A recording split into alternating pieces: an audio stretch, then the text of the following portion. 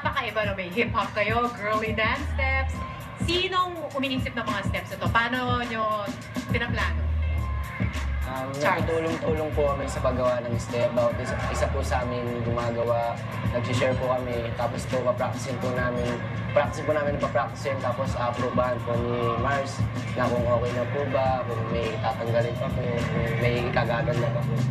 Okay, now nung semi-finals, yan yung naka-heels kayo, di ba? Sinong nakaisip na mag-heels kayo? Sabi ko, Asian Got Talent, Got Talent siya, kailangan kakaiba. Pag sabing hip-hop lang, ang daming dyan, ang daming flavors ng hip-hop. Sabi ko, kami ang junior new system, lagi kaming tinatawag na hip-hop with a twist. Kailangan meron kaming balik. Mahirap po talaga kasi nung una hindi kami sanay. Siyempre, kadalasan po nagsusot ng mga ex-babae po talaga.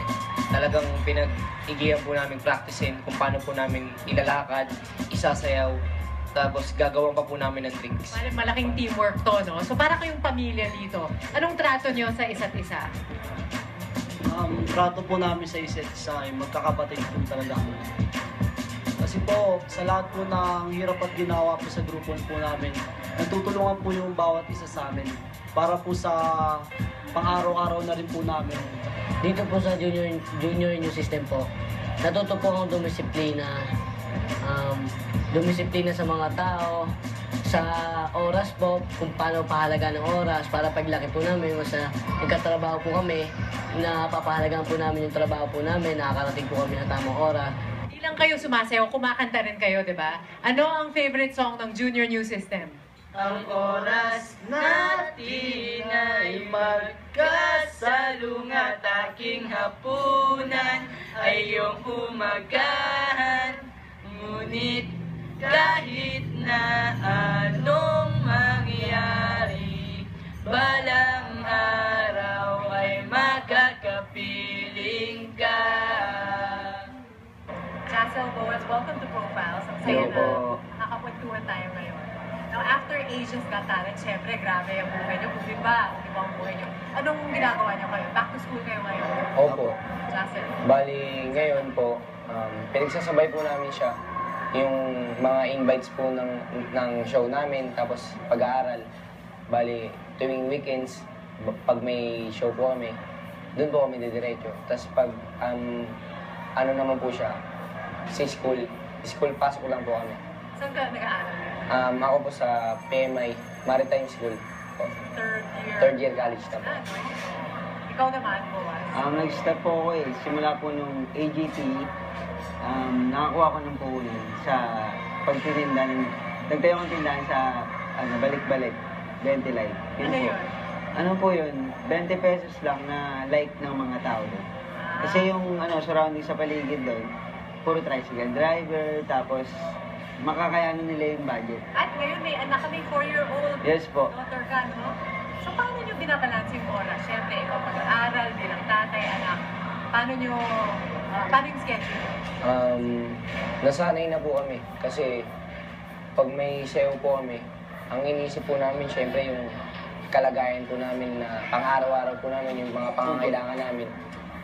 Doon po kami kumuha ng lakas para sa panibagong haharapin po namin sa kinabukasan po. Kahit anong hirap po at di po hadlang yung kahirapan. Kwento niyo naman yung buhay niyo. Kasi parang nung bata pa po kami, naranasan na namin yung mararanasan pa lang pala namin ngayon. Na akala namin, nung bata pa kami nun, hindi namin nararamdaman na matanda na kami ngayon. Tapos yung experience pala namin nung bata kami, nararamdaman namin hanggang ngayon. Parang continuous lang, na walang nagbabago. Yun. Nung bata kayo, diba? Lumaki kayo sa Sampalo. Sa Riles kayo sumasayaw, diba? Diyan lang sa kalsada. Opo, kasi po dun po sa Riles, may mga kama na hindi na ginagamit na nilalagay. Tapos pagdaan nila daw, nakita nila, doon na sila nag-practice ng tumbling. Kasi kailangan po sa routine, malambot. Malambot po muna. Kaya sa mga bahay-bahay, yung mga lumang kama po na pinaglumaan, nilalagay po namin doon sa Riles. Pinagsama-sama. Tapos pinagsasama-sama po namin. Build your own dance floor talaga. Opo. Tapos talagang self-taught, lahat to, pinapanood nyo lang yung mga kapatid nyo. Opo. Wala kayong teachers. Doon po namin siya pinractice. gagayahin po namin. Tapos pag hindi pa namin kaya, sa susunod na araw, Iba dapat ang gagawin. Opo. Parang iisip muna kami ng yung kaya muna natin. Pero andun pa rin na makikita na, mapapagaling. Mapapabilib namin yung tao na paano nagawa yun, ganun po. Siyempre, malaking bagay si Marso. Opo, Para opo. sa tatay niyo, no? Naitulong niya tayo. Simula po nung nakilala namin si Kuya Mar, medyo naging ano na po kami, naging alerto na po kami sa Mga bagay-bagay. bagay na wala naman kami dati, tapos meron kami ngayon. Kasi siya po yung nag-aalalay ng ano namin, ng ano po, buhay ng bawat isa po sa amin. Kaya bawal ang girlfriend ngayon, di ba? Opo. May Focus kayo muna, no? may mga bawal na bawal. Ano yung bawal? Yun po, bawal po muna yung mga girlfriend, gano'n. Kasi priority ang... Pag-aaral. Siyempre, this experience of Asia's Got Talent, grabe, ang saya, no? Talagang dream Opo. job. Sobra. First time lang po nang mangyari sa buhay namin yun. Kasi dati talaga, pangarap po na ng grupo namin yun. Na gutom po kami sa pangarap na makapunta sa ibang bansa, makilala international. Tapos yun, sobrang saya kasi sabay-sabay po kami sumakay ng eroplano. Nakausap niyo ba yung mga judges as mentors? Anong nakita niyo sa kanila? Bali, Advice nila? advice lang po nila pagkatapos po namin sumayaw. Bali, doon din po sa show, may mga comment po sila na next time, Ganyan.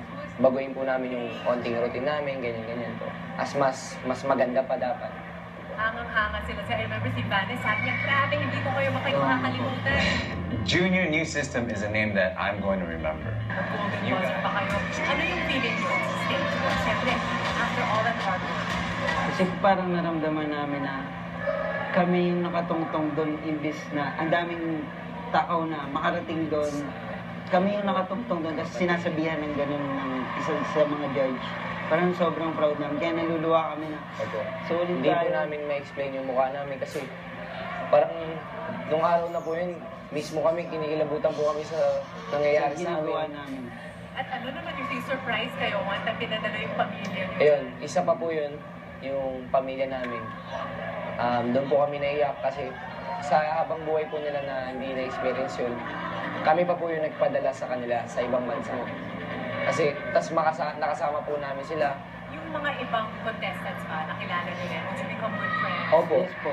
marami po kami Karamihan po kasi na nakapasok Pilipino. Oo nga eh, dami mga Pilipino. Bali kami rin po yung nag-uusap doon tapos tinry din po namin kausapin yung mga ibang Mga ibang bansa, like. At marami po kasi kami natutunan din sa kanila. At dahil dyan din, ang dami yung fans. You have a Oo. fan base all over the world, di ba? Dami kang Apo. sponsor. So, Yes po. anong mga natatanggap yung mga sula? May mga binibigay po sila sa aming shoes, pare-parehas, mga chocolates, tas mga damit po, lahat po ng sinusuot namin ngayon. Tinatanong po kami kung Bigay ano po. yung kulang sa amin na pwede na magagamit namin sa Sayaw. araw-araw sa sayaw.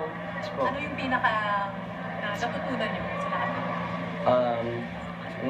Natutunan po namin sa journey po namin sa Asia's Got Talent. Kung paano po maging matibay at lumaban po kahit anong hadlang pa yung humarang. Ang natutunan ko po, huwag ihinto yung pangarap sa kahit anong sitwasyon na nararanasan. 10 years from now, ano ang mga gusto niyo gawin? Siyempre po, international po yung namin. Gusto po namin mag-back up sa mga international artists. Sa kahit Sinong favorite niyo? mga sila Chris Brown po, lalo na po sa kanta namin na ginamit namin sila Beyonce po. Gusto po namin maging backup nila. Tsaka magkaroon po ng movie. Iniisip niyo ba magturo? Isa pa po yun sa balak po namin. Kasi yun po yung gusto po namin sa iparanas na hindi po nararanasan ng iba. I-share po yung kung anong meron kaming talent. Gusto po namin magturo ng libre sa mga kabataan. Hindi po yung iba nalilihis po ng buhay. Yung iba nagbabasa gulo, napupunta sa mga drugs po. Ari. Okay, especially dyan lang sa Sampaloc. Yes mga po. kabataan dyan. Ang dami yung pagpapa. Ano ang mga payo naman na bibigay nyo ngayon sa mga kabataan na gusto rin sumayaw or kahit whatever dreams they might have for us? Payo lang po namin sa kanila na yun nga po, tulad ng sinabi ko, Huwag po silang manghihina po sa sitwasyon na kung anong meron po sila sa buhay nila. Tiyaga lang po at huwag pong bibitiw. Bukas gusto mo magdagdag? Ayun rin po, tuloy lang po nila yung pangarap nila sa kahit anong sitwasyon na nararanasan nila sa buhay. Tapos, lagi silang mag-pray kay God. Ayun po. Ayun po. Salamat. Maraming salamat po, Juan Chasi. Thank you po. Go lang ng go. Go Good luck. lang. Thanks Thank so you much. po.